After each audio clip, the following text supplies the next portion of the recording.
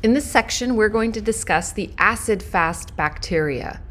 There are only 5 genera that we know of so far that fit into this classification, and we're only really going to talk about 2 of them that have the potential to cause human disease. These bacteria are called acid-fast bacteria because they don't respond to the classic Gram stain.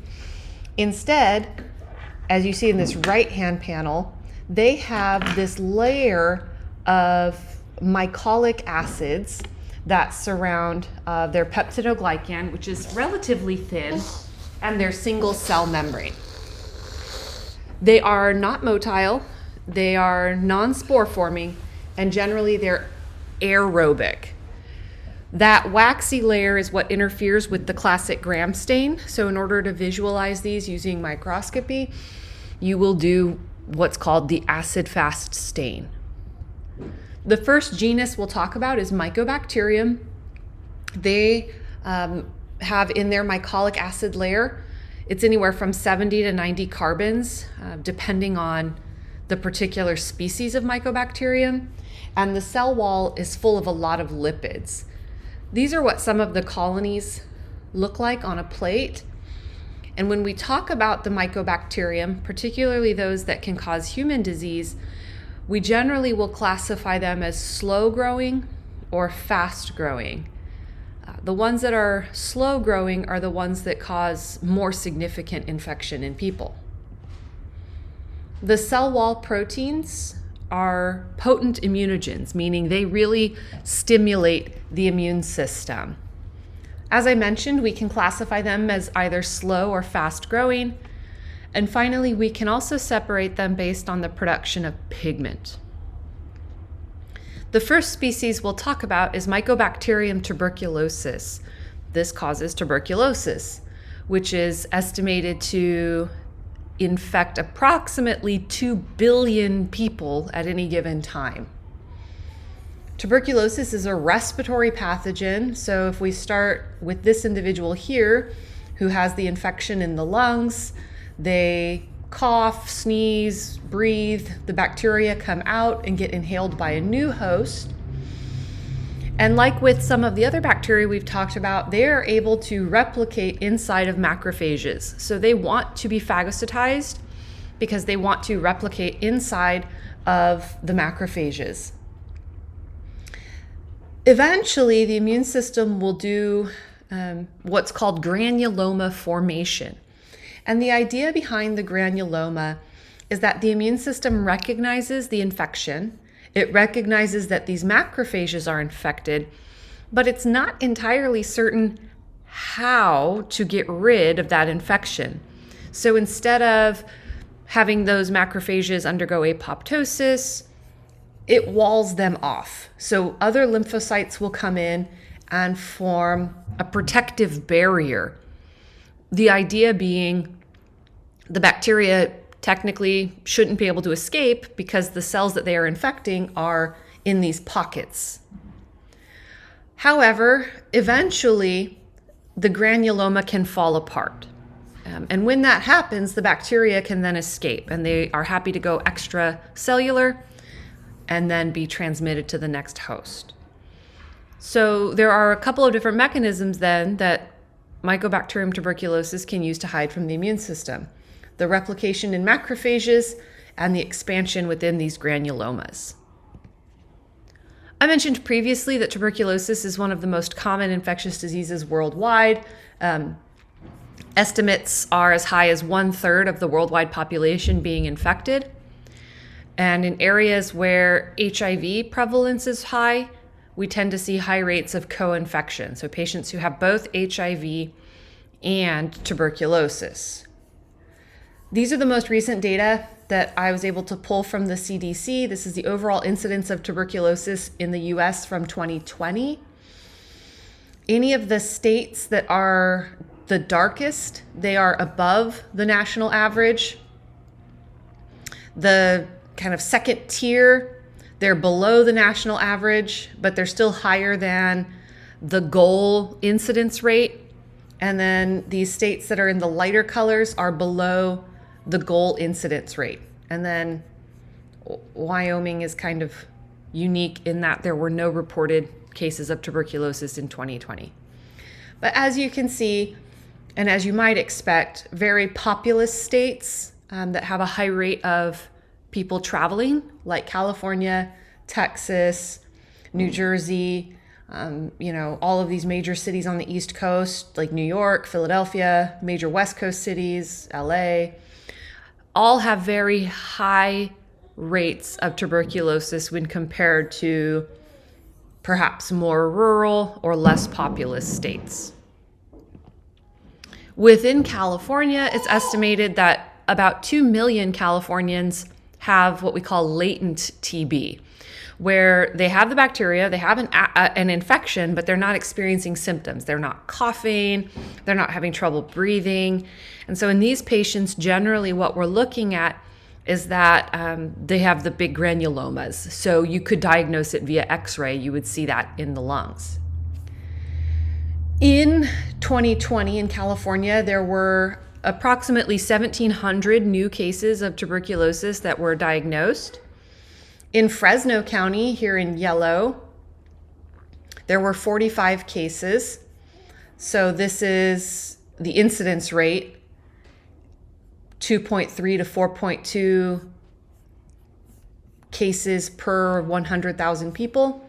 So counties in blue here, these are counties that have cases that are below the national average. Counties in white have fewer than 5 cases. Counties in yellow are above the national average, but below the state average. So you can see that Fresno County right here is above the national average, but below the state average. And then these counties here in this kind of denim hash, those are counties that have higher than the state average. But when you consider that cities like Los Angeles, San Diego, San Francisco, some of our big population centers are here, it makes sense why those counties would be well above the state average, because they have just the majority of people, so they're going to have the majority of cases. For the clinical disease with tuberculosis, as we saw in that previous image, we're most commonly talking about an infection in the lungs. Mycobacterium tuberculosis is one of the slow-growing Mycobacterium species. It can take a year or more for disease to develop after exposure. So it's kind of that waiting game. And after symptoms do develop, patients can have a latent infection where the bacteria just hang out in the body for years. In that case, when a patient is not experiencing active symptoms, X-ray is going to be the most useful diagnostic tool, because you'll be able to see the granulomas and these like little pockets of infection within the lungs. When patients have an active infection, they will generally be coughing up sputum that has blood in it because of the tissue destruction caused by the immune response, but also the bacterial infection. And when that happens, that can allow the bacteria to spread through the blood and infect other tissues as well. This is an image of a liver, and you can see all of the little granulomas that have formed within the liver. Often tuberculosis is first diagnosed using the tuberculin skin test with the purified protein derivative, the PPD. If you've worked in a healthcare setting, if you've worked in education, you have had this test done because you have to. This is the one where they'll inject a little bit under your skin, and then you have to come back and they'll measure the size of the lesion. What's happening here is a delayed type hypersensitivity reaction. It's a type of immune response. If your body has antibodies against tuberculosis, you will have a big reaction here. If your body has never seen tuberculosis before, you'll have very little reaction. Now, what that means is that we cannot differentiate between active or latent infection. All it's telling you is that you have antibodies. You could have had the infection in the past, or you could have a raging infection right now. It also cannot distinguish whether or not a person has simply been vaccinated, because a person who's been vaccinated should also have antibodies. What generally will happen is if this is the test that is being performed on you, if your result is positive, you'll then be sent for a secondary test, which would be the X-ray, and they'll look for the infection in your lungs, particularly if you don't have an active infection. If you're not actively coughing, experiencing chest pain, then they can look for either the granulomas or they can test for your previous vaccination status.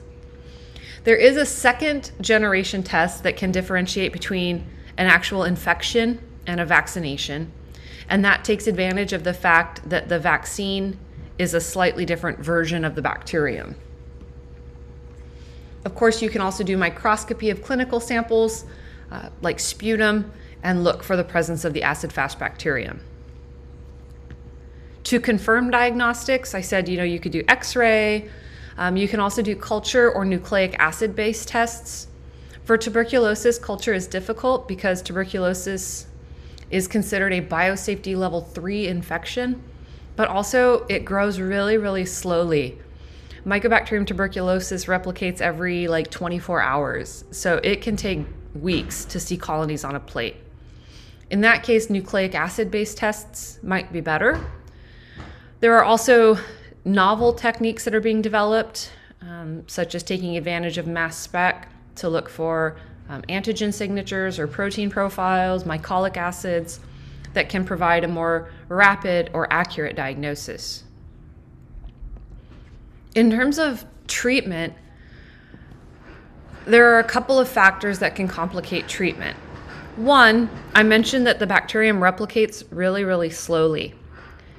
Antibiotics generally work against actively growing bacteria.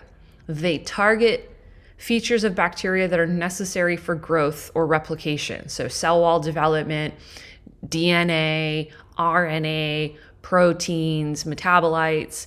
So if a bacterium is really, really slow at growing, antibiotic therapy, just in a normal, uncomplicated situation, can take anywhere from 6 to 9 months. And that requires patient compliance to take their antibiotics every day for 6 to 9 months. And that's very tricky. The other complicating factor is listed here: multi-drug resistance and extreme drug resistance.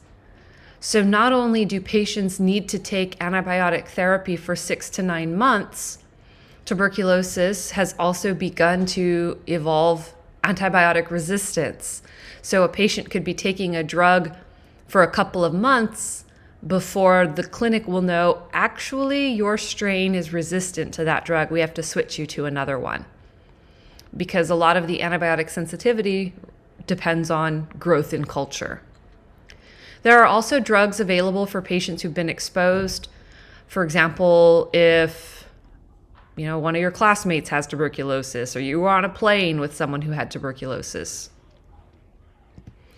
In regions of the world where TB is endemic, there is a vaccine. It's called the BCG vaccine. And like I said, it's a different strain which allows for differentiation on a more advanced test to determine whether or not a patient has been vaccinated or whether a patient has or is experiencing an active infection. And this was a headline from a few years ago. It was like the first year I moved to Fresno. Hundreds possibly exposed to tuberculosis at Fresno City College. So it's not uncommon to have these infections in the US, but they're far more common in other parts of the world. And so from the CDC, drug-resistant tuberculosis is a serious threat. There were 847 cases diagnosed in the US in 2017 that led to 62 deaths. Strains that are multi-drug resistant add an additional $164,000 to the treatment. Strains that are extremely drug resistant add about $500,000 to the treatment. So it's tricky to get patient compliance simply because this is such a long course of treatment.